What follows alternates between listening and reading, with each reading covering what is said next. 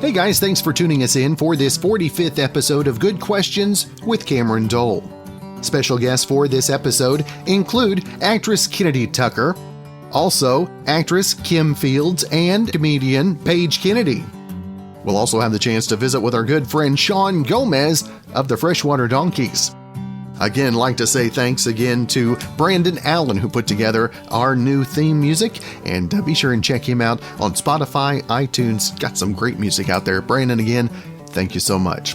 If you would, please take the time to subscribe, drop a like, comment, leave some feedback, and share with your friends. Our very first guest on the podcast today, Kennedy Tucker. She's been on the stage, the screen, the big screen, and got a new movie. We actually talked to Michael Paré this last Friday. And first off, Kennedy, thank you so much for taking the time to be on the show. Yeah, thank you. I'm excited. Now, Kennedy, tell us first off this opportunity to work with Michael Paré and also Eileen, one of our friends. What was it like working? You put the two of them together. I mean, what was that like on the new movie? I mean, it was absolutely amazing to work with everyone in our cast. But I wish I had more scenes with Michael. I didn't get that many with him, but I was always with him on set, and he's extremely fun to be around. He's very funny. You never know what he's going to say next. And Eileen, most of my scenes were with her, and she's just an extremely talented person. She makes my job extremely easy because she's so in every scene. So it was amazing. And for you, the new movie is available. Actually, it's out tomorrow. Is that right? Middleton Christmas? Yeah. And this year being 2020, the way that it has been, what has it been like getting to this end point as opposed to the previous works? Yeah, well, I mean, this is definitely like a light at the end of a tunnel from this year.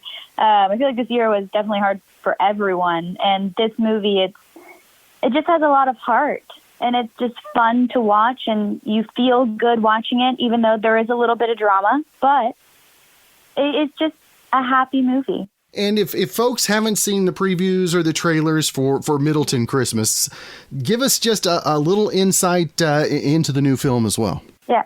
So, like I said, it definitely has the heart of a Christmas movie where it's just a feel-good movie, but there is a little bit of drama when something bad, I guess, happens to my character, where my life is put in danger and someone makes a very big decision to try and save me. And for you, this working on the new work this year. Now, when was filming on this? Was this during the pandemic or post part of that, or was it previous? No, so luckily we finished this right before all the quarantine stuff happened. We filmed during last Thanksgiving. Like, I mean, we were just starting to hear some of those little inklings of that bad C word out there. Was that even on the thought process for you at that point? While filming this, no. I feel like it hadn't really been talked about that much while we were filming.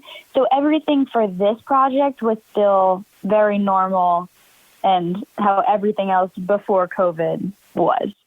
And we mentioned before coming on the air that you're from the Cincinnati area, and being from Cincinnati, the one question that I've got for you, I'm not a native Cincinnati and didn't live in the area. I have my own favorite chili, but what is your favorite? Is it Gold Star or Skyline? It's Skyline. What's yours? That means, see, it's proof that I'm not from Cincinnati. It's not. I'm not from Cincinnati. Gold Star? I have always loved Gold Star better. What? No. Skyline is by far the best. But see, that's also because I'm not from Cincinnati, so I don't have that. I don't have the taste buds you guys have. How about that? Yeah, I guess that's it. Now, what's your favorite way to get your Skyline? Okay, I mean, I do always get a 3-way, so just like the chili, the cheese, the spaghetti, but I love conies with mustard also on them, so those are the two that I always get. The nice thing about Cincinnati chili, whichever one you get, plenty of the shredded mild cheddar. Oh, yes. Now, Kennedy, the new movie available tomorrow. How is the easiest way for folks to find information about the new movie? And if they're wanting to, is a pre-order available now, or do they just have to wait till tomorrow? I'm actually not sure about the pre-order, but I do. If you want a quick access, I do have a link on my Instagram page, _KennedyTucker_. It's in my bio. It's the iTunes link. It'll take you straight to the movie right where you can buy it. But iTunes, I've been told Amazon. And what has been the hardest part about getting ready for the release? I mean, is the anticipation level different this time around? Well, honestly, it's kind of sad that it's always so much fun to come back together with the whole cast and everyone when we get to watch the movie together before it's officially released. We didn't get to do that because of COVID. We all have been in our own houses. So it was kind of sad to lose that little reunion factor of a film coming out. And what's next on the horizon for Kennedy? I mean, is our work starting to open up for you guys? Sadly, everything is still pretty much shut down. I've started getting a couple auditions. I filmed one other thing right before COVID started. So that'll be coming out soon also. And that's it right now. I'm hoping things start back up again. I know. And what does the holiday season look like for you? And actually, were you able to celebrate Halloween obviously differently? I wasn't really able to celebrate Halloween. I did dress up, for myself. I dressed up as Willy Wonka. I was actually very proud of the outfit I put together from Peace Closet. And then for Thanksgiving, I'm going to be home in Ohio, so that I'm looking forward to that. And do you, being in the warm weather, do you miss the snow in Ohio? Is that something you look forward to when you go home? Yes, I really miss the seasons. I really miss fall, although I feel like each time I forget how cold it is, and I'm never really prepared for it. And again, the movie is available coming up tomorrow. Be sure and check it out, Middleton Christmas. And Kennedy, you mentioned your Instagram. Where is social media? Is that the best way to keep up with you? Yeah, on Instagram, it's just _KennedyTucker_. And you'll find the link to the movie there, too. All right. Well, Kennedy, it's been great to get to visit with you today. Best of success with the movie, and I can't wait to check it out myself. Yeah, thank you so much. I hope everyone loves the movie like I do. Up next, actress Kim Fields and Paige Kennedy going to talk about a new song and video that has been put together and is available now, getting ready for folks to get out there and vote. I want to give you a chance to talk about the new song, the new video that folks can go check out. Yeah, so we have, Kim and I have a video out. It's called Safe. It's the second part of a two-part series of a problem that happens right now in our society. It's an unbiased look at minorities and police encounter and the deleterious effects of fear. And so this new video, Safe, is it happens after a situation that happens in the previous video, Fear, and it's a conversation that is had with a black family that has come in contact with police, and something terrible has occurred from there. And we're trying to keep our child safe and have the conversations that we need to make sure that they, get home safely. And so we have this wonderful video out that is starring Kim Fields and myself, and it helps bring light to this so that we can have the conversation. And it's all stemmed around trying to get us to vote. And Kim, for you, obviously this year has been a year a lot of folks would like to forget, but the election, not one of those things that you can just kind of put on the back burner either. No, goodness, no. We do not put elections on the back burner, regardless of what's going on in our world. If anything, what's going on in our world, good, bad, or indifferent, should continuously propel us to vote. To either make sure that you want change, make sure that if it's somebody that you want to stay in certain positions in order to continue the work that they're doing, whatever the case may be for you and your decision-making process, just make sure that your vote is heard. Your voice is your vote. And so being able to participate in a video that really helps to further conversations about accountability, about abuse of power, about policy reforms. Those are things that certainly matter, and that when you go and you vote, that's what you're saying, in my opinion. And this year, obviously, like I mentioned earlier, kind of one that we all want to put on the back burner. But Kim, I know for you, you've been staying extremely busy. I know that we talked earlier about some movies that have come out, and you've also got a gourmet coffee. I've got to hear about this, Kim. Yes. So when we last saw Kim, I was directing the movie for BET Her, in reference to mental health awareness, and in particular postpartum depression. I just, as an artist, I really appreciate my artist ancestry, people who have come before me who use their platforms in music, in movies, television, their celebrity status, if you will, to be able to make a difference and really promote change and impact. And so being able to do that with my art and with my platform has been very empowering for me, and, thankfully resonating with people around the world. So that said, even with my coffee, being able to celebrate this fall, we did a fall collection for Harlem, which is where I'm from, Harlem, New York, celebrating and honoring iconic people and places and works. And so that's been really exciting to be able to share that and be an entrepreneur, and being an entrepreneur in this day and age. And again, using our platforms. For me, as a purveyor of coffee and, the proverbial coffee house, that's always been a place where people could really engage in different experiences and ideas, dialogues, and conversations. And so even on our social media, I've utilized our coffee platform to engage in dialogue with a conversation series that we have called One Cup at a Time.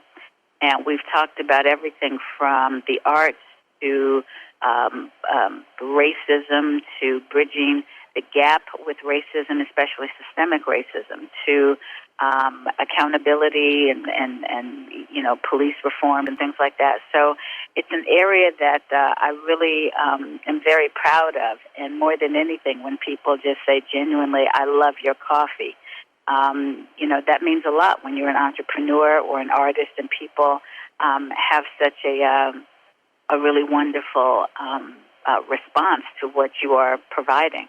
And Kim, just like so many other things that you work on, it brings about conversation. That's that's one of the things I love about music and coffee. Mm-hmm. The coffee side chat, or the coffee chat. Everybody does that as well. Mm-hmm. Yeah, absolutely. And bringing up music, we just had a conversation with Dion Deasy from SiriusXM. He's the vice president of urban programming. He's also an on-air personality.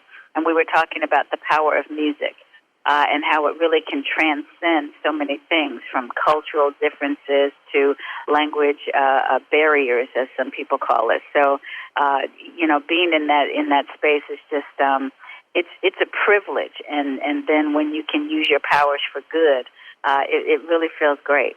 And Paige, I always want to make sure and let our listeners know where they can find the new song, find the video, all that information, and everything you got going social media wise as well.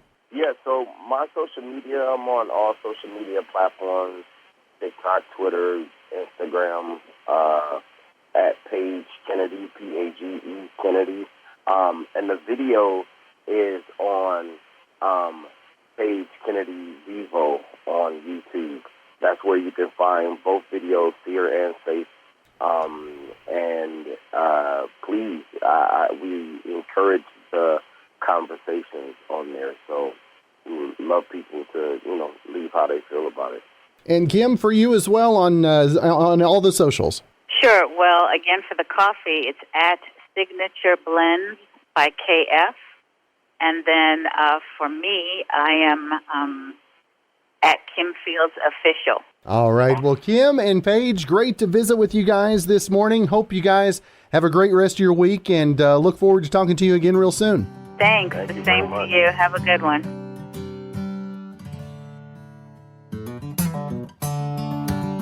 Our last guest here on the 45th podcast. It's hard to believe that, but a good friend of mine and of the program as well, Shawn Gomez, and it's the Freshwater Donkeys going to be playing this weekend, and I'm excited to be a part of that as well. Shawn, always good to visit with you, my friend. Yes, sir, Cameron. I appreciate you having us on, man.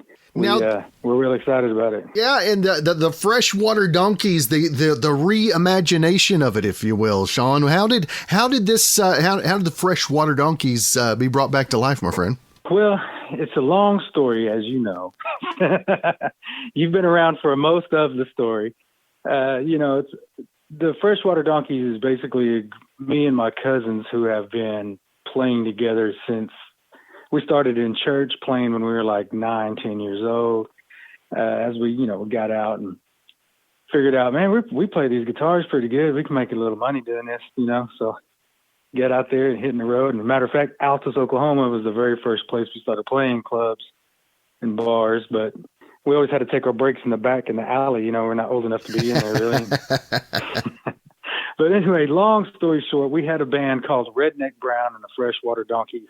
And that name just really stuck. I mean, so even if we had different band projects or whatever, the name, the Freshwater Donkeys, always came up. And me and my two cousins are the donkeys, It's just kind of how it kind of panned out.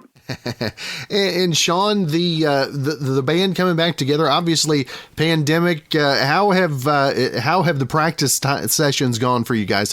How different have they had to be? Well, to be honest, it hasn't really affected us a whole lot because, the last group we were in, Jackson Tillman, that band disbanded late 2019. And then so as 2020 hit, and the pandemic hit, we were kind of just sitting back trying to figure out what our next move is even going to be. Or, we've been doing this so long, we even, tossed around, are we even going to play anymore, But that itch is just too strong. We couldn't do it. And so we, like I said, with us being family and stuff, we talk a lot on the phone, and we've been playing together so long, we can kind of virtually rehearse, if that makes any sense. So we kind of put our set list together, and then when we could get together, then we were able to just knock it out, long 6.5, 7-hour rehearsals. But it's like putting on an old glove, And you guys have always had a loyal following. I mean, Shawn, how proud are you to have the fans that, they're like family to you guys, right? They really are. I mean, Cameron, as you know, being down there from Southwest Oklahoma, no matter where we went, we would have someone from back home pop up in the most random places like Nashville, Tennessee. People from Frederick, Oklahoma, or Altus, and it didn't matter. Just people would follow us. And the closer we get to home, the crazier it gets. And we are blessed to have the community of the Southwest Oklahoma community to we're like their band. You know what I mean? Like they're go get them, guys. They're behind us all the way. It's been great. We love them to death. And that's why anytime we do start a new project, we go back home to unveil it for everyone. And playing at Tom's, have you played at Tom's before? We played at Tom's a long time ago. It was under, I don't even remember. It was, we've done so many different musical projects. It was just in between one of the major ones, we played in there. But we have off and on done some little acoustic things here and there. in Tom's. So, it's a good little joint, that always makes us feel welcome. And I know that you got something else that you got a lot of pride in. I know that your boy is coming up and has gotten the musical bug too. And Shawn, how are you managing managing all of that as well? Oh, I'll tell you what, just like we were talking before the show, a little, burning the candle on both ends. I mean, I'm super, super proud of my son and excited that he, going into the music career, musical direction as well. He just got, like I said, it's a family thing with us. He kind of got that gene, and he does a little bit different style. I mean, he's a R&B pop artist, but man, I tell you what, the way this kid writes music is like, man, if I could write music like that when I was 17, the Donkeys would be a lot further along than they are right now. Now, but I'm super proud of him, and it's hard, because just like this week alone, we have a rehearsal. We have the Donkeys got some studio time, and my son has a night of studio time that we'll do. It's just music all the time, nonstop. Now, what is the selections? Just going to be some of the main standards that everybody knows? So let me tell you a little bit about the new vision for the Donkeys. Okay. So speaking of fans, right, and people that have followed us forever, we had a band back in the day called Texoma when we really became like, all right, we're going to start playing. And from Texoma went into another band, and then eventually the Redneck Brown, and then eventually into Jackson Tillman. Well, when we did Redneck Brown and the Freshwater Donkeys in Jackson Tillman, we had some really good regional success, So the Donkeys now is going to be pretty much songs from all the bands that we've been in. People who have followed us through, for years, they're always, we've been at a Jackson Tillman show, and they're like, hey, play this Redneck Brown song. I'm like, really don't do that, not as this band, but now you're going to get everything that we've written across the board, throughout the years. And plus, we have a new EP that's getting ready to come out.